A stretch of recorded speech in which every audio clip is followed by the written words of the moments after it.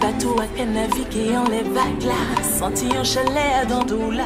En mi ouverture pour garder qui m'en est la vie. Si à belle esprit problème en pays. Aïe, mais en réalité, à bord, on s'y dirait si le pire la caille est plus fort. Pour nous évader, nous n'a pas qui côté depuis seul les cas chauffer nous. Toujours et encore.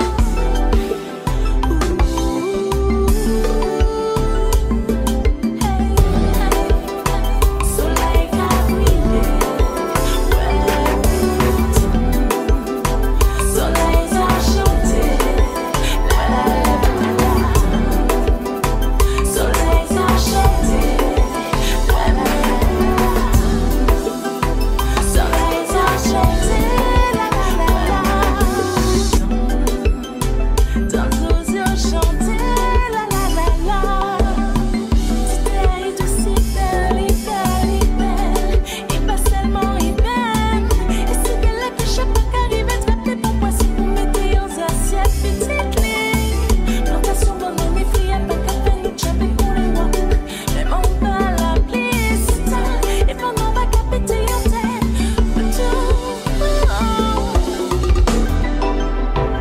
Ouais, Tiggy alors on fait quoi? On rajoute quelque chose ou pas?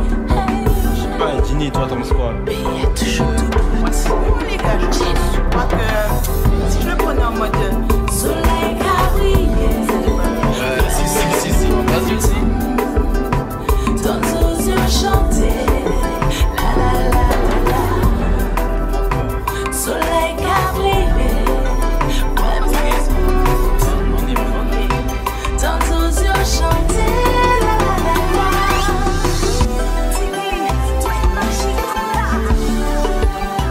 Écoutez-moi ça. Aïe, aïe, aïe.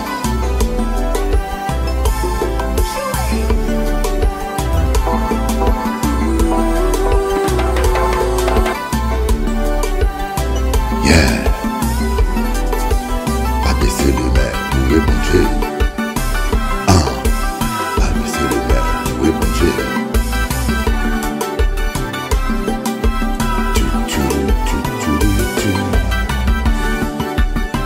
Yeah. Avec Jésus. Ok, allez. Bougez.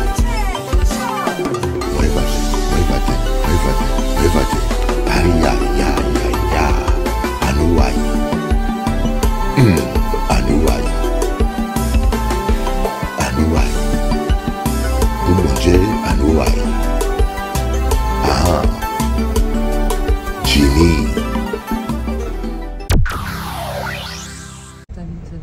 Regardez les gens là toujours dans les mal.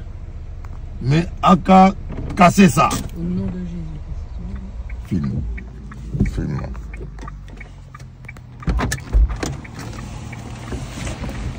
Le sang de Jésus. Cochonnerie là. Le sang de Jésus.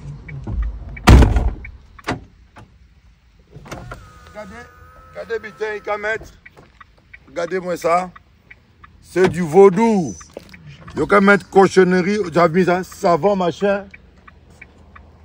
Mais nous, quand j'étais ça, au nom de Jésus, c'est brisé. Cochonnerie là. Regardez-moi ça.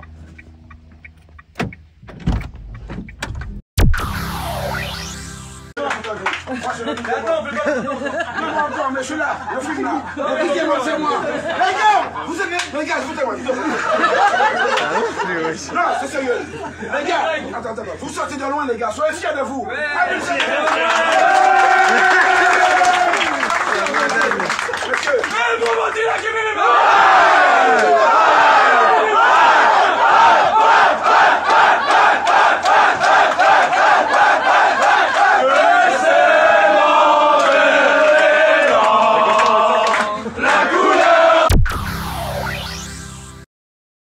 En plein 2025, regardez comment les Soudanais du Sud souffrent.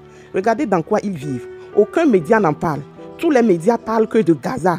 Ils parlent de Free Palestine. Pourquoi personne n'en parle? Pourquoi personne ne parle du Sud-Soudan? Est-ce qu'ils ne sont pas des êtres humains comme tout le monde? Partagez cette vidéo pour que les gens puissent savoir ce par quoi les Soudanais du Sud passent. C'est terrible. Certains Africains sont préoccupés par ce qui se passe dans la bande de Gaza. Ils en font des vidéos, oubliant que la même chose, voire le pire, se passe sous leurs yeux. Partagez cette vidéo s'il vous plaît. En plein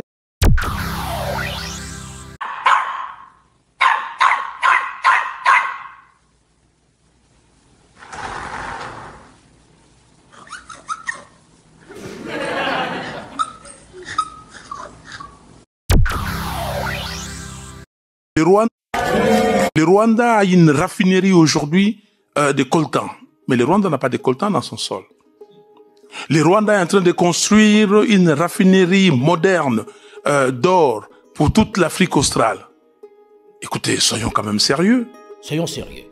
Lorsque l'on sait que le Rwanda est classé parmi les producteurs mondiaux d'or, alors qu'on sait qu'il ne possède même pas une mine d'or, on se demande d'où il tire son or.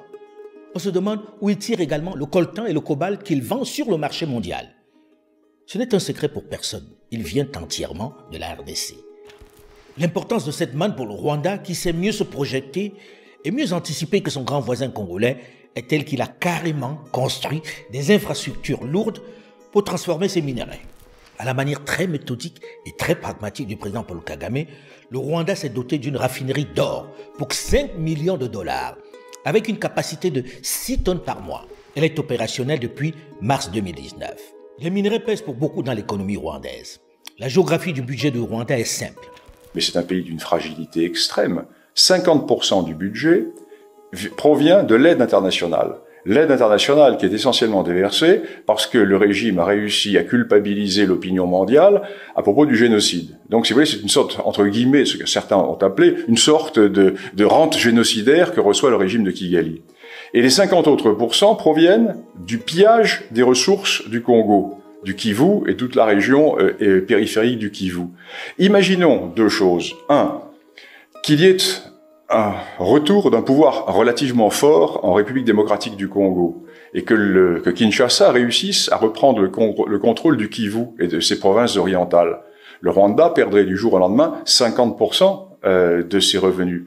Et imaginons qu'il y ait une révolution au Rwanda, imaginons que l'histoire officielle du génocide soit écrite d'une manière ou d'une autre, et qu'il ne soit pas forcément favorable au sens de l'histoire officielle telle qu'elle est décrite et avancée par le régime de Kigali, eh bien le Rwanda n'existerait plus. Première des Congolais qui ont été volés. Il faudrait m'expliquer quelque chose. Donc le Rwanda envahit le Congo, et nous, en tant qu'Union européenne, nous envoyons encore des armes au Rwanda.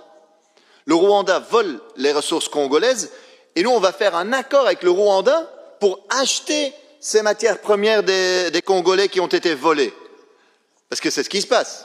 Hein, la Commission européenne a été faire cet accord avec le Rwanda et qu'est-ce qui s'est fait? 2 mois après, le M23, ce mouvement rebelle soutenu par le Rwanda, a été conquérir la plus importante mine de coltan au Congo pour, en contrebande, voler ces ressources et les mettre sur les marchés internationaux. Donc en fait, la Commission européenne a, de quelque sorte, offert son feu vert aux Rwandais pour envahir le Congo.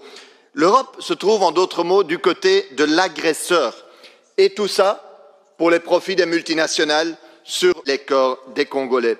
Alors pillage, destruction, des millions de morts entre-temps, il faut que ça cesse. La délivrance commence lorsque on refuse l'esclavage.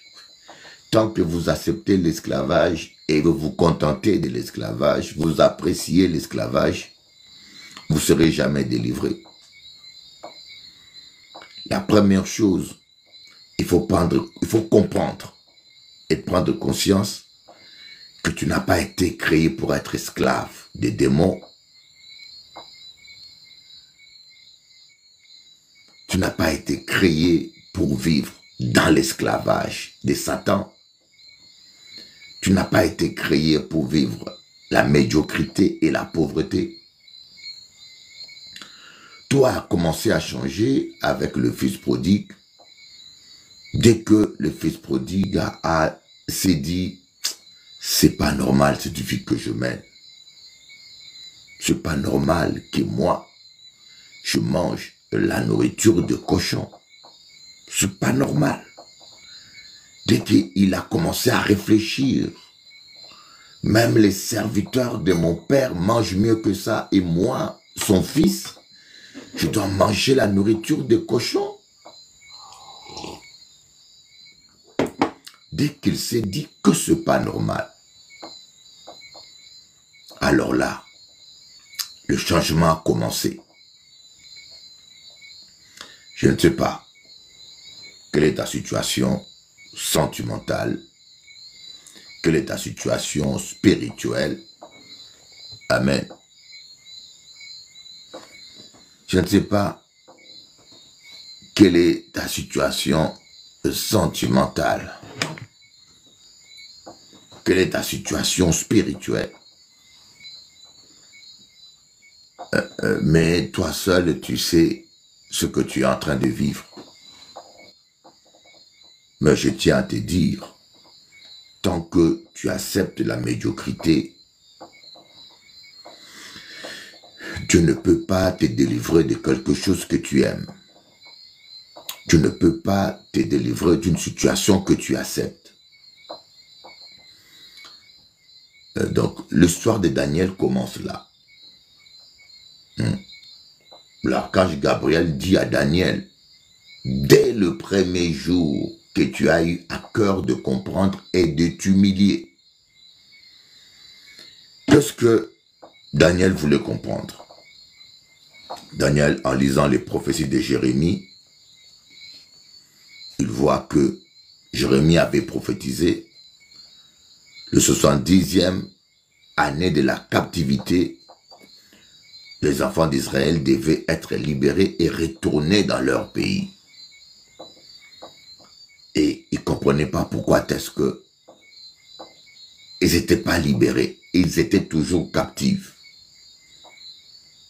Je tiens bien à te dire, ce n'est pas un ange ou Dieu qui lui a dit de gêner. Et le problème que nous avons, nous voulons gêner quand Dieu nous parle. Et Dieu ne vous demandera pas toujours de jeûner. C'est vrai qu'il y a certains jeûnes, mais moi dans la Bible, je ne sais pas, je n'ai pas vu quelque part dans la Bible où Dieu demande à quelqu'un de jeûner. Je ne sais pas. Nous faisons des choses de foi, étant que chrétien, sans réfléchir. Montre-moi dans la Bible où Dieu demande à quelqu'un de jeûner. Moïse est allé jeûner 40 jours. Dieu ne lui a pas demandé ça. Lui-même, il a eu à cœur. Et puis le nombre de 40 jours, ce n'était pas un nombre, la durée du jeûne de Moïse n'a pas été fixée d'avance. Moïse est allé à la montagne prier jusqu'à ce que Dieu lui réponde. Ouais. Et Daniel ne s'est pas dit que je vais jeûner 21 jours, non. Daniel n'avait pas fixé un nombre de jours. Daniel n'avait pas prémédité une durée de jeûne. Daniel s'est mis à jeûner et à prier jusqu'à l'exaucement. Mais aujourd'hui, tu entends des chrétiens, ah, je vais faire jeûne de Daniel, 21 jours. L'autre dit, ah, mais si Moïse avait fait 21 jours, il n'aurait pas vu la gloire de Dieu. Moïse a vu la gloire de Dieu au 40e journée. Daniel a vu la gloire de Dieu au 21e journée. Et si Daniel avait fait le jeûne d'Esther, il n'aurait pas vu la gloire de Dieu. Daniel a fait 3 jours sans que Dieu lui réponde. Mais il est allé jusqu'au 21e journée. Je pense que la première erreur que nous les chrétiens aujourd'hui nous faisons, nous définissons les jeûnes charnellement. Vous allez voir un chrétien dire, écoutez, je vais faire 7 jours de jeûne. Tu as décidé de faire 7 jours de jeûne. Est-ce que ce Dieu qui t'a dit 7 jours, ou bien cela vient simplement de ta tête? Oui, nous faisons de jeûnes charnels. De jeûnes charnels. Bon, je tiens à vous dire, il y a ce qu'on appelle jeûne continu et il y a ce qu'on appelle jeûne multiple. Il y a 2 types de jeûnes. il y a le jeûne continu, c'est-à-dire un jeûne qu'on n'interrompt pas. Et il y a des jeûnes multiples, c'est-à-dire plusieurs jeûnes qu'on fait, comme je peux dire en termes militaires, plusieurs assauts qu'on fait. Par exemple, je veux que ma famille soit délivrée. Je peux faire un jeûne continu de 40 jours pour ma famille. Voyez?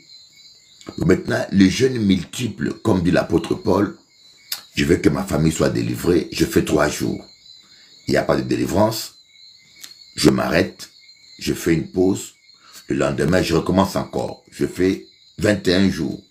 Il n'y a pas de délivrance, je m'arrête, je fais une pause et je refais, c'est-à-dire que je fais plusieurs jeûnes pour un même sujet, pour un même but, jusqu'à la victoire. C'est ça qu'on appelle le jeûne multiple. Tu multiplies des jeûnes. Mais en général, quand vous faites un jeûne, ne faites pas de vœux. Ne faites pas de vœux parce que si vous craquez, ce jeûne devient un péché. Moi, quand je jeûne, je ne fais pas de vœux. Je commence un jeûne, je me dis, je vais aller jusqu'à 40 jours. Si je peux y arriver. Et je fais 1 jour, 2 jours, 3 jours, 4 jours. Au bout de 10 jours, si je suis trop fatigué, je m'arrête. J'ai fait une pause. 3 jours après, je recommence encore un autre jeûne. Vous voyez, là je suis en train de jeûner, mais je suis toujours dans un jeûne multiple. J'avais fait 40 jours, après j'avais fait 7 jours, mais c'est toujours le même jeûne que j'aurais fait. Le même objectif. Je cherche la face de Dieu. Et je ressens dans mon esprit, ou même je vois le résultat, que le mur de Jéricho dans ma vie n'est pas encore tombé, que Goliath me résiste encore. Le Goliath que je combats, vous savez, on a tous des Goliaths dans nos vies. Ça peut être un Goliath sentimental, ça peut être une malédiction familiale, ça peut être un Goliath sanitaire, une maladie, ça peut être un Goliath financier. On a tous des Goliaths. Et quand vous gênez jusqu'à la victoire, normalement, Goliath doit être KO. Vous devez couper sa tête comme David avait coupé la tête de Goliath. Mais quand vous voyez Goliath, il faut résister, n'abandonnez pas. Il faut faire plusieurs assauts. Je dis plusieurs assauts. J'utilise un langage militaire. Ça veut dire qu'il faut faire plusieurs jeûnes, plusieurs attaques.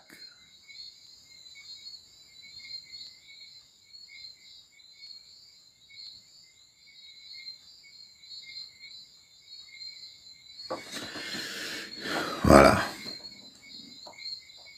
Merci Seigneur Jésus. Je ne sais pas si vous comprenez, et l'erreur que nous faisons, c'est ça. Il y a des gens, ils se réveillent un matin, ils disent, je vais faire 7 jours de jeûne. Au bout de 7 jours, quand il n'a pas le résultat, il arrête de jeûner, il s'est dit, Dieu ne m'a pas exaucé. Mais qui t'a dit qu'il fallait 7 jours de jeûne? Vous savez, c'est comme un combat de boxe. Quand un boxeur monte dans le ring, il ne sait pas combien de temps va durer le combat. Il y a des combats, au premier round, tu gagnes. Il y a des combats, au 3e round, tu gagnes. Il y a des combats, au 7e round, tu gagnes par KO. Il y a des combats qui t'amènent jusqu'à 12 rounds et tu gagnes par point. On ne peut pas savoir d'avance. C'est pareil aussi dans les choses de Dieu. Il y a des combats spirituels. Au bout de 3 jours de jeûne, tu as la victoire. Il y a des combats spirituels. Au bout de 7 jours, tu as la victoire. C'est comme Esther. Esther a fait 3 jours à sec. Elle avait la victoire. Mais Daniel, il fallait 21 jours. Moïse, il fallait 40 jours. Jésus, il fallait 40 jours.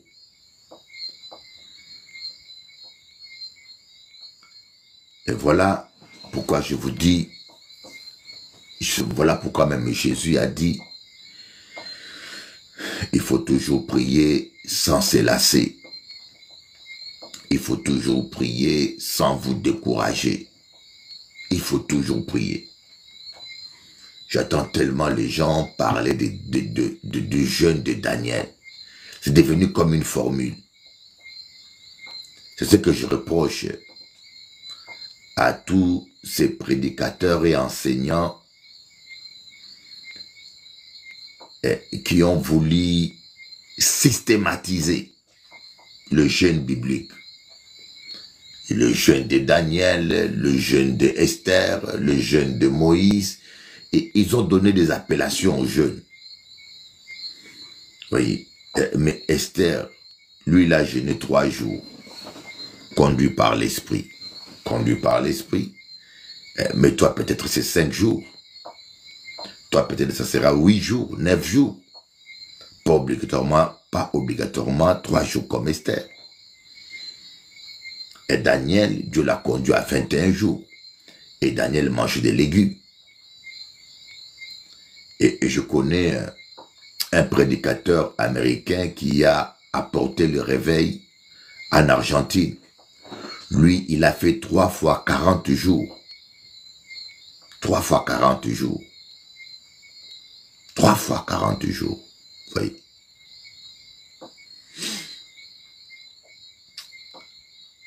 Le jeûne est un combat, bien-aimé.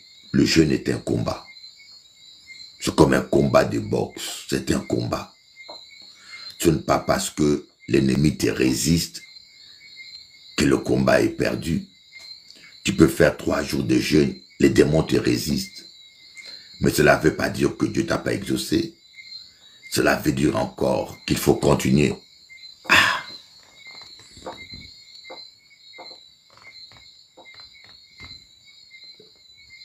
Il y a toujours ce problème avec les gens qui signalent.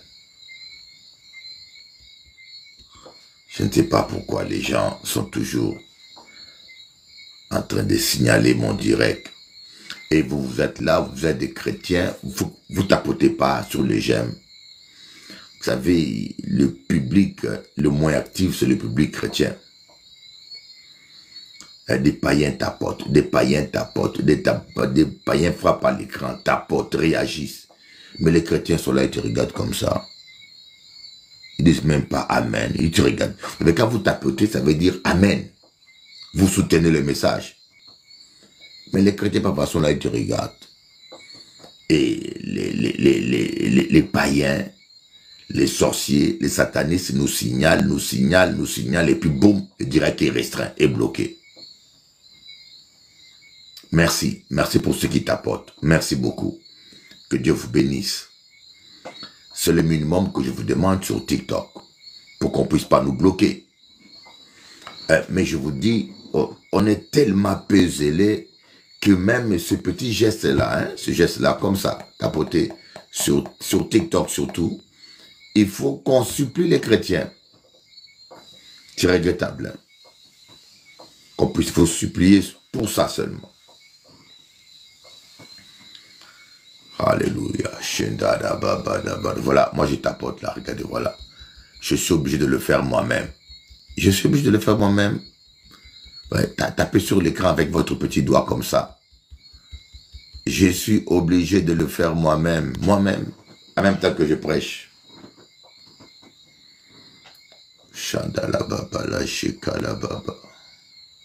Parce que je vous ai déjà expliqué que l'algorithme de TikTok, quand vous cliquez sur j'aime, il juge que le message que je donne est apprécié et bon.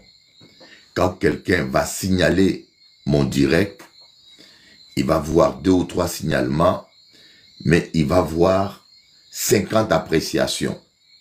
Il ne va pas tenir compte du signalement. Mais si vous ne tapotez pas et que quelqu'un de malfaisant me signale 4 fois, on bloque le direct. Ou bien on suspend. ou bien on restreint le direct. Alléluia. Donc je disais que dans Daniel chapitre 10 verset 12,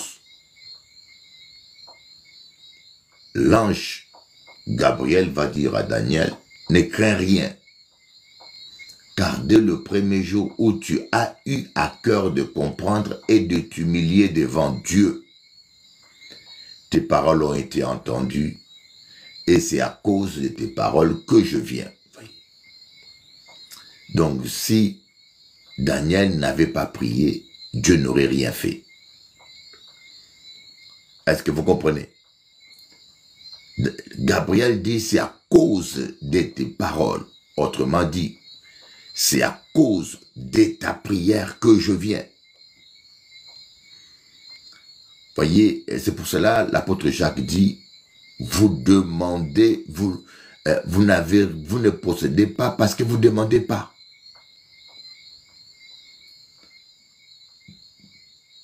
Vous êtes dans la médiocrité parce que vous ne luttez pas contre la médiocrité.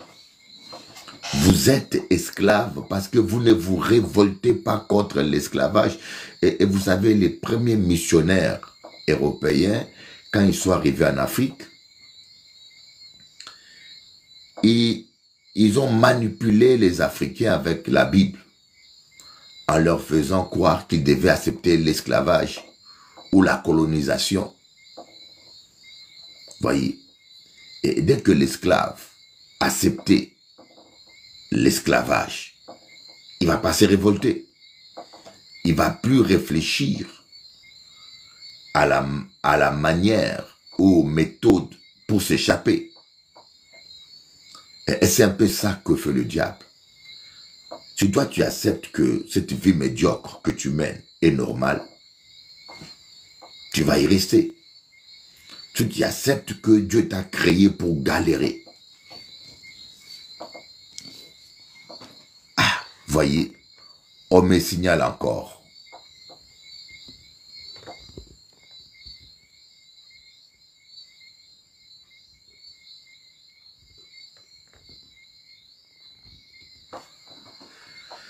Si tu acceptes, voyez, il y a des gens, je ne sais pas, des gens qui sont diaboliques, et parfois c'est des gens même qui sont chrétiens, qui vous signalent comme ça. Je vous dis la vérité, parfois c'est des chrétiens même qui te suivent là, et qui te signalent. Si tu acceptes la médiocrité, tu ne seras jamais délivré. Tu ne vas pas connaître la prospérité. Tu ne vas pas connaître la délivrance. Je suis en train de parler aux gens. Si vous avez l'impression que votre vie est bloquée, si vous n'êtes pas satisfait de votre situation sentimentale, économique, si vous n'êtes pas épanoui, vous n'êtes pas heureux, mettez-vous à jeûner. Mettez-vous à jeûner. Faites de jeûnes multiples. Jeûnez, faites de jeûnes multiples. Vous n'êtes pas obligé de faire un jeûne continu de 40 jours. Souvent, on a des problèmes de santé. Vous pouvez faire un jeûne de 3 jours, vous arrêtez. Vous recommencez 3 jours, vous arrêtez 1 semaine, vous reprenez 3 jours, vous arrêtez 2 jours, vous reprenez 3 jours, vous arrêtez 1 jour, vous reprenez 7 jours, vous arrêtez 2 jours. Voyez, mais de jeûnes multiples jusqu'à ce que la victoire soit là. C'est comme un parpaing en béton, vous voyez, un parpaing en béton. Vous avez un parpaing, vous voulez casser, vous tapez plusieurs fois. Et parfois, ça ne tombe pas au premier coup. Parfois, il faut taper 50 coups, oui. J'ai déjà fait le bâtiment et je peux vous dire, le bâtiment, c'est dur comme travail. Je devais casser, on voulait faire une porte de secours quand nous étions à l'assainissement à l'assainissement derrière, il y a plus de 25 ans. Il fallait casser au fond de la salle pour faire une porte de secours. Et c'est la première fois que j'ai fait le bâtiment, on m'a donné ce qu'on appelle la masse. La masse, c'est un genre de marteau, mais très lourd, qui pèse. Boum, boum, boum. Je frappe le mur, mais le mur était en béton. Au premier coup, j'avais l'impression que le béton, il n'y avait pas même une ingratitude sur le mur. Tu avais l'impression que tu frappais pour rien.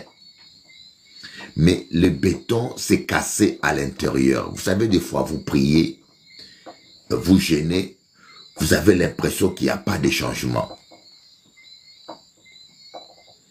Vous priez, vous priez, vous priez, mais vous avez l'impression qu'il n'y a pas de changement. Parfois même, vous avez l'impression que la situation s'empire. Mais si vous marchez selon la vue, vous allez abandonner. Si votre foi dépend des circonstances, si votre foi est influencée par les circonstances et que vous dépendez du visuel, vous allez vous décourager. C'est comme en boxe. Quand j'étais plus jeune, mon entraîneur me disait, ne montre jamais à ton adversaire que tu as mal. Même quand tu encaisses un coup qui te fait mal, il faut sourire. Vous allez voir des boxeurs, quand ils boxent, des fois ils sourient, ou ils sortent la langue pour chambrer l'autre. Mais en réalité, il a mal. C'est psychologique. Quand il a mal, il veut pas montrer ça à l'autre parce que ça va l'encourager, l'autre. Voyez. C'est ça aussi. Je prie la masse, je frappe, je vous dis, à la surface, vous avez l'impression que vous êtes en train de frapper dans le vide. Et je vous avoue, je me suis arrêté. J'ai dit, oh, ça marche pas.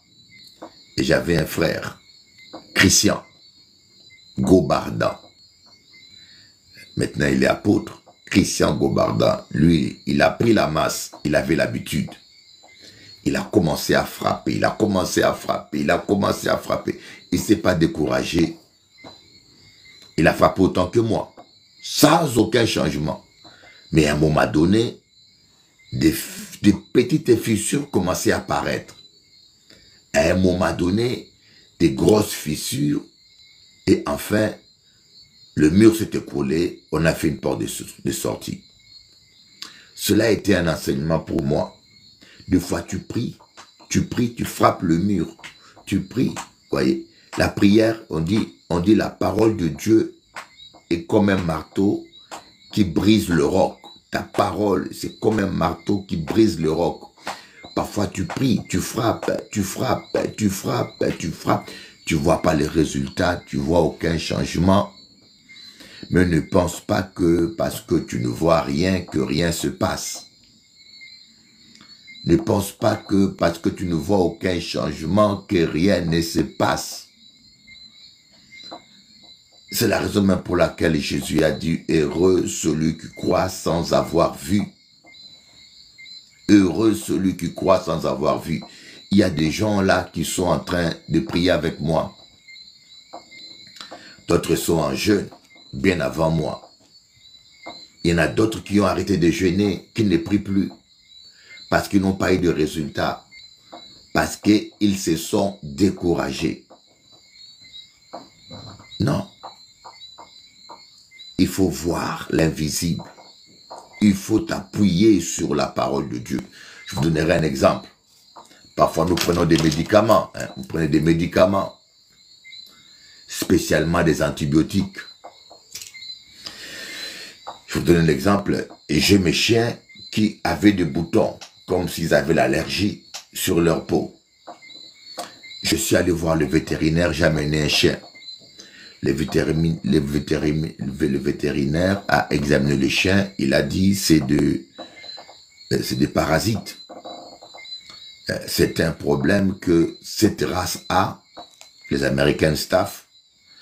Parfois la peau n'est pas perméable toujours à l'eau et qui fait qu'il y a des boutons et les parasites se multiplient dessus.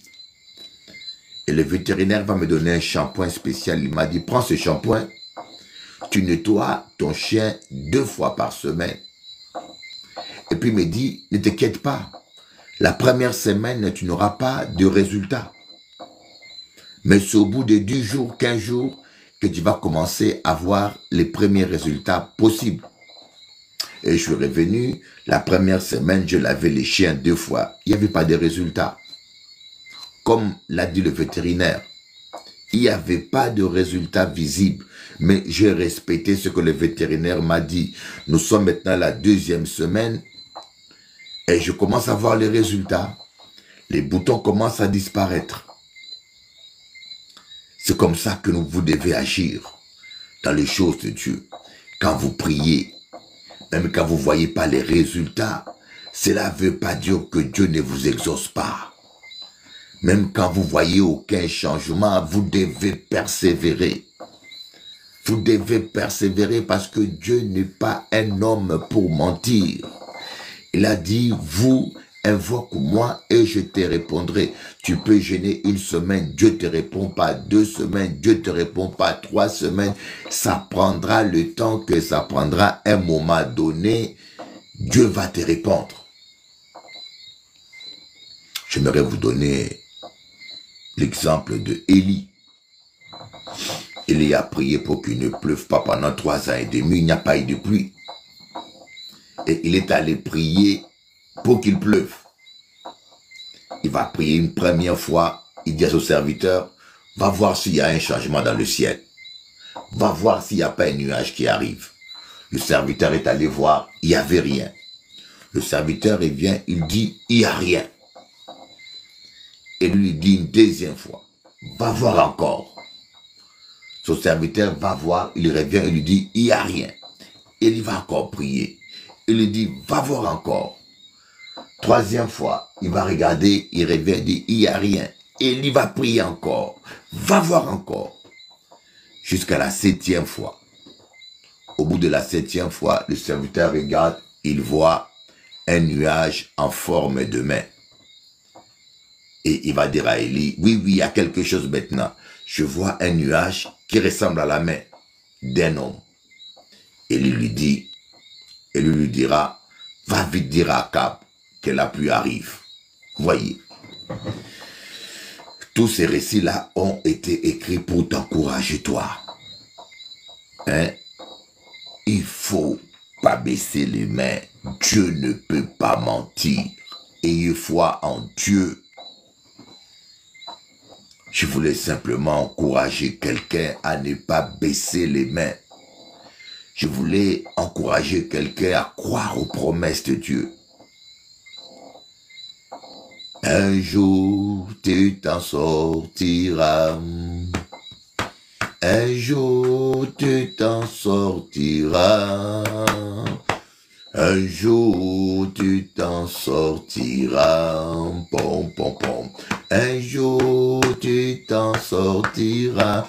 Il est fidèle, Jésus, il est fidèle. Il est fidèle, Jésus, il est fidèle. Il écoute les prières, Jésus, il est fidèle. Il est fidèle, Jésus, il est fidèle. Pom, pom, pom, pom, pom. Un jour, tu t'en sortiras. Pom, pom, pom, pom. Un jour, tu t'en sortiras, pom, pom, pom. Un jour, tu t'en sortiras. Brown girl, un jour, tu t'en sortiras. Il est fidèle, Jésus, il est fidèle. Il est fidèle, Jésus, il est fidèle. Oh, il est vivant, Jésus, il est vivant. Il n'a pas changé, Jésus, il est le même. Il est capable, Jésus, il est capable. Il est vivant, Jésus, il est vivant. Tom, tom, tom, tom, tom. Ça prendra le temps que ça prendra. Dieu honore sa parole. Ne regardez pas aux circonstances. Appuie-toi sur la parole et tu réussiras. Un jour tu t'en sortiras. Un jour tu t'en sortiras.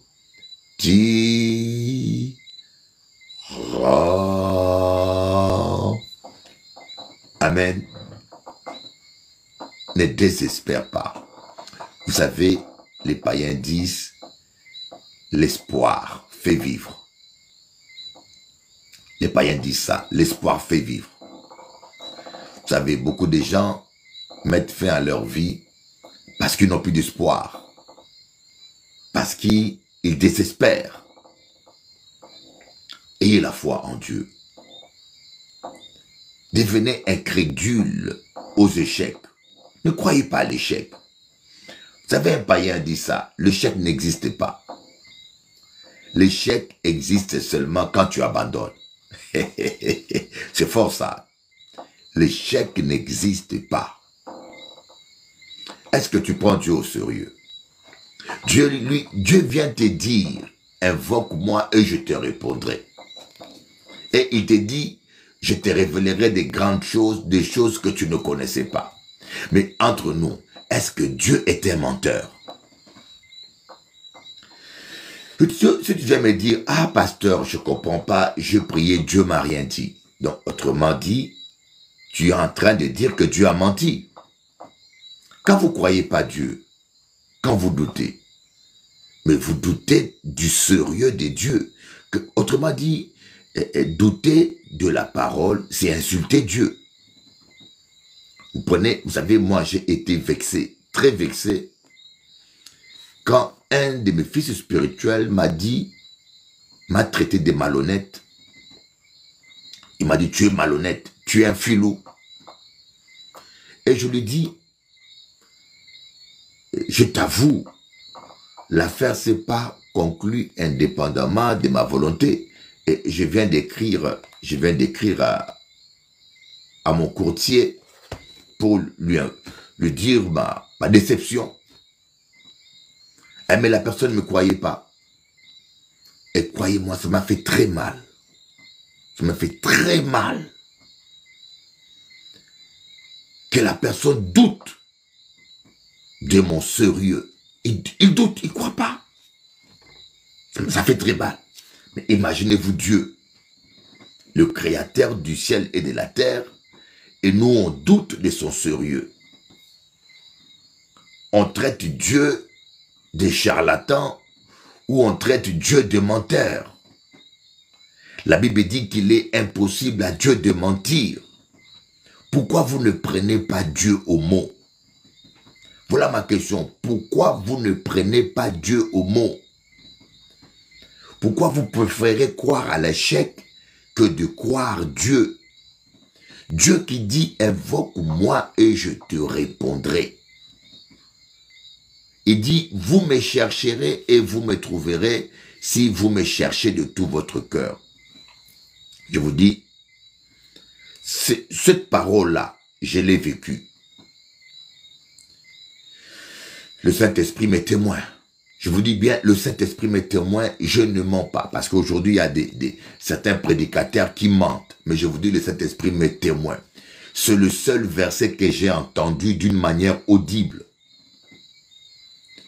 Il fut une période où je jeûnais, je faisais des jeûnes multiples. On habitait à Bobigny. Il y avait Albert Kankeza à l'époque qui n'était pas bishop, mais qui était évangéliste. Il y avait Guy Mayola, le pasteur Guy Mayola qui était un diacre à l'époque.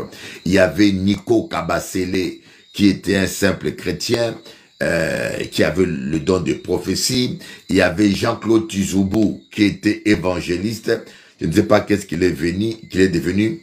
De temps en temps, on avait la visite de Coutinho, qui est archevêque aujourd'hui. On habitait à Bobigny, là, dans un studio. Mais on dormait à 10. On y allait pour prier. On y allait, toute personne qui voulait prier, il allait là-bas. C'était devenu comme un central de prière.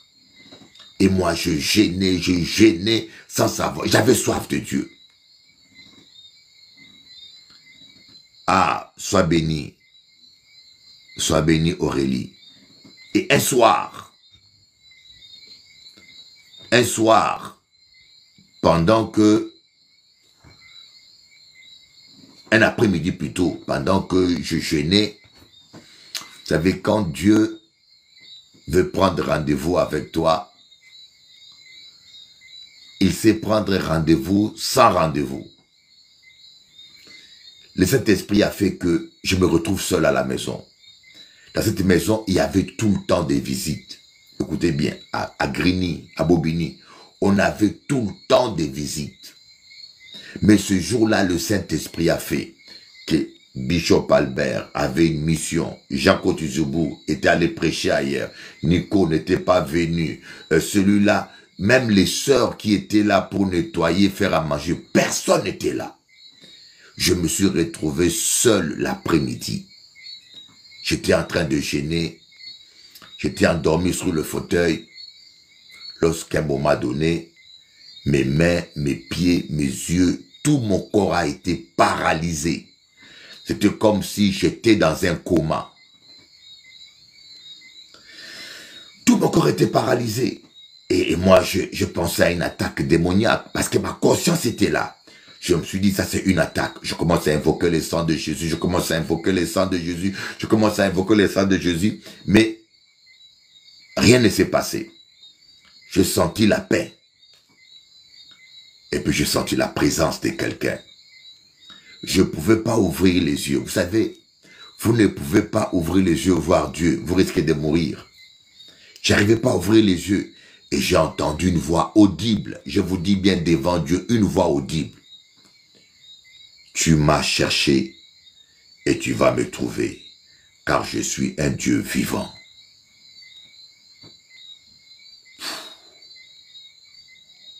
Terrible. Dans mes oreilles, une voix audible. Je vous dis bien, une voix audible. Ce n'est pas une vision, ce n'est pas un songe. Parce que j'étais en train de lutter pour ouvrir les yeux. J'étais en train de lutter pour bouger. Et tu attends, tu m'as cherché et tu vas me trouver. Car je suis un Dieu vivant. Et dès que j'ai entendu ça, mon corps est revenu en moi-même. J'ai ouvert les yeux, il n'y avait personne. Je vous dis, à partir de ce jour-là, ma vie a changé. À partir de ce jour-là, j'ai pris conscience que Dieu était aussi réel que moi. J'ai pris conscience que Dieu était une réalité. J'entendais parler de Dieu, je priais Dieu, je prêchais même la parole, mais ce jour-là, j'ai eu une expérience qui m'a montré que Dieu était une réalité. Ma vie a été bouleversée. Ma vie a été bouleversée. Bouleversée, je vous dis. Quand les gens me disent, ah, j'ai vu Jésus, ah, Jésus m'est à Paris. Mais comment tu peux voir Jésus n'est pas changé? Comment tu peux voir Jésus n'est pas changé? Si tu as vu le véritable Jésus, ton comportement doit avoir changé. Ton attitude doit changer. On a trop de charlatans, on a trop de rigolos. Ah, j'ai vu Jésus, ah, Jésus m'est à Paris. Ah, toi tu as vu Jésus. Les gens qui ont vu Jésus ne sont pas pareils, hein, sont pas les mêmes.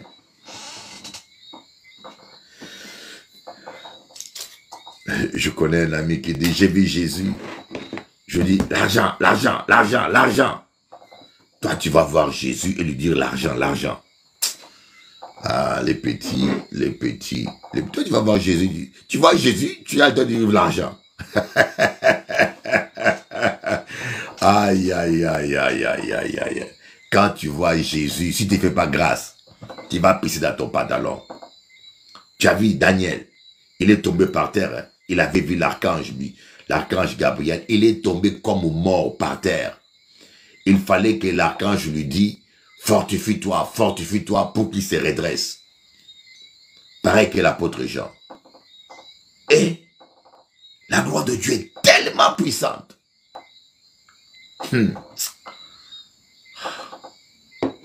Écoute-moi. Tu vas voir la gloire de Dieu. Écoute-moi, je te parle. Regarde-moi en face.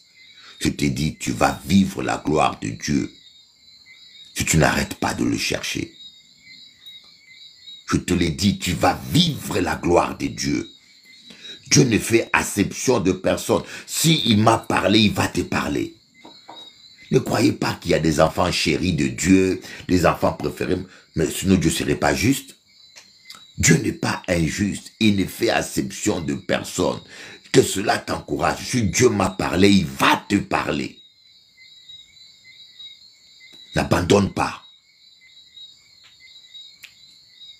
N'abandonne pas. Hariko toto shekama yama sama. N'abandonne pas. Korabashikara. Ça prendra le temps que ça prendra. J'aime bien cette phrase-là. Ça prendra le temps que ça prendra. Un jour, tu t'en sortiras. Ne baisse pas les mains. Je vous donnerai un petit exemple. Dans les réseaux, j'ai été longtemps bloqué. Dans les réseaux. J'ai été longtemps bloqué. Même sur Facebook, sur YouTube. J'avais fait 2 ans sur TikTok. 1 an ou 2 ans. Avec 2000 abonnés. Sur Instagram, j'avais fait, je crois, combien d'années avec 3000 abonnés et j'ai dû payer des abonnés pour arriver à 7000. Magouillé. Sur Facebook, j'avais 16 000 abonnés. Mais au bout de 10 ans, 16 000 abonnés au bout de 10 ans. Mais je voyais les autres qui avaient des millions d'abonnés. Je me disais, mais comment ils font? Alors je commençais à dépenser l'argent. Pour avoir simplement 200 000 vues, une vidéo ou une affiche, je payais 200 €. Mais c'est trop cher. Et je priais. Je dis, Seigneur, ouvre-moi les portes. Ouvre-moi les portes. Le Saint-Esprit m'a donné la formule qu'il fallait. Dans 1 an et demi, 2 ans, je suis passé de 2000 abonnés à 1 400 000 abonnés sur TikTok. Sur Facebook où j'arrivais pas à percer. Imaginez-vous, dans 15 ans, 20 ans, j'avais 16 000 abonnés. Dans 1 an ou 2 ans, je suis passé de 16 000 abonnés à presque 600 000 abonnés. Je n'ai pas abandonné. Si ça ne marche pas aujourd'hui, un jour ça marchera. Écoute bien. Je ne vous dis pas de persévérer dans l'idiotie. Je ne vous dis pas de foncer contre un mur. Je vous dis que si vous êtes dans votre droit, si vous demandez quelque chose selon sa volonté, il vous écoutera. Amen. Ne foncez pas comme un taureau sans réfléchir. Mais si vous êtes sûr que vous êtes dans la volonté de Dieu, vous demandez quelque chose selon sa volonté, soyez-en sûrs. Ça prendra le temps que ça prendra, mais Dieu va vous exaucer. Parce que Dieu est celui qui exauce les prières. Même quand les gens disent c'est fini. Et surtout que personne ne vous fasse croire. Que personne ne vienne poser des limites à vos rêves. Parce que vous êtes femme, ça ne marchera pas. Parce que vous êtes handicapé comme Samson. Samson avait 2 yeux crevés, mais ça a marché pour lui. Il a battu tous les Philistins et libéré son peuple. Avec 2 yeux crevés. Ehud avait le bras droit paralysé. Ehud avait le bras droit paralysé. Mais il a délivré Israël.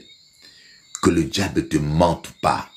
Qu'il te dise pas à ton âge, c'est foutu. Non, tu as 80 ans mon petit, mon vieux, tu es encore jeune. Tu es encore jeune. Ah oui, tu es encore jeune.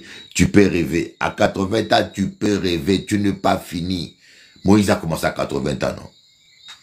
Que l'âge ne soit pas une limitation mentale dans votre tête. Tu n'es pas fini. C'est encore possible. Tu n'es pas fini. Les gens t'ont dit que tu es fini. Les gens pensent que tu... Des fois, on dit, ah, je suis un raté. J'ai raté ma vie. Qui t'a dit que tu as raté ta vie? Ce n'est pas fini. Est-ce que tu es encore mort? Tu peux arriver à 70 ans sans réussir. Et tu cherches...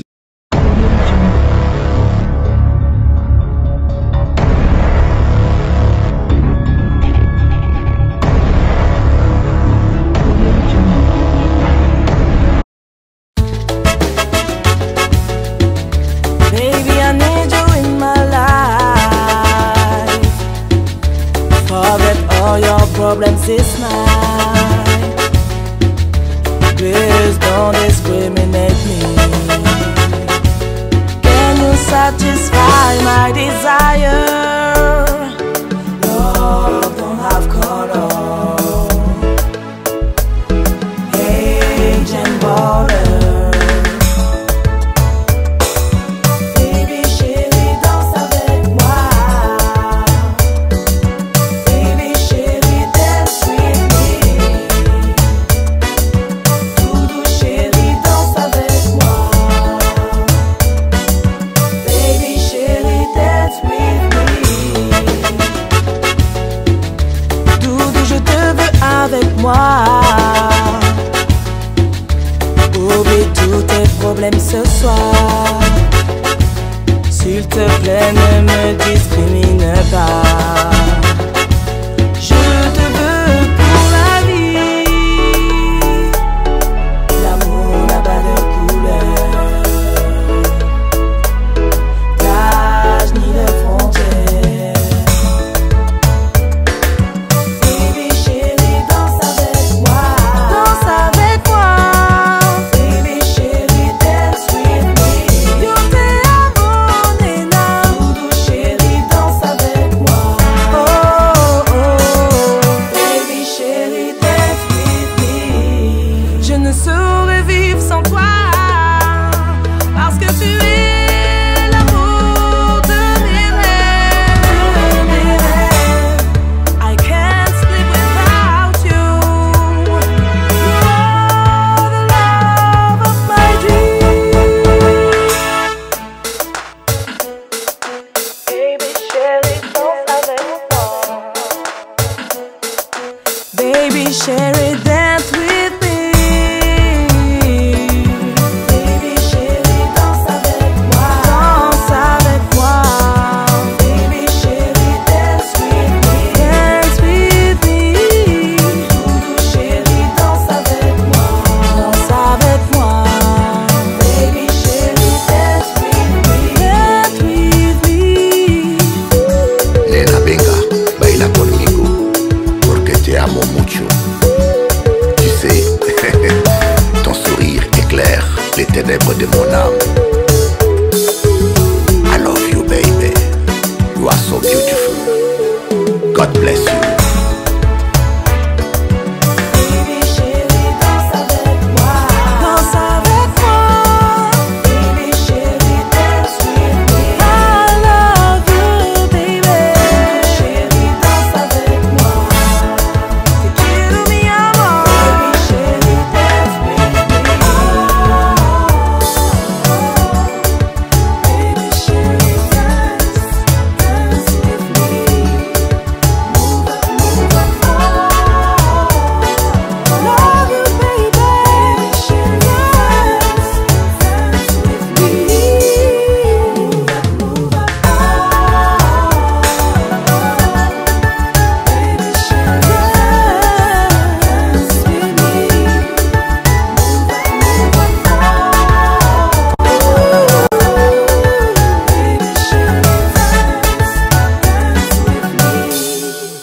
Move up, move up.